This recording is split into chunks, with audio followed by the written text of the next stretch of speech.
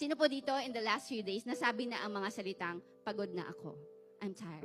Magandang umaga po. Ako po si Joyce Cruz, one of the many Victory Group leaders here in Victory Alabang. Let me encourage you po with this verse found in Hebrews 13:15 to 16.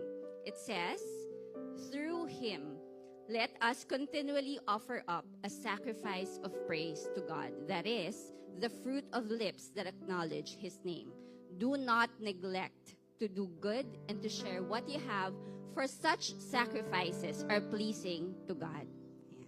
Well, I was reflecting on these passages po, no? Isa yung salita na medyo paulit-ulit na name-mention, sacrifice. I'm sure lahat po sa atin dito, kahit nasa ang season tayo ng buhay natin, meron tayong mga sacrifice na ginagawa. Ayan. Kung tayo po ay estudyante pa lang, meron po tayong mga estudyante dito na athlete din, no? They sacrifice a lot during training, yung kanilang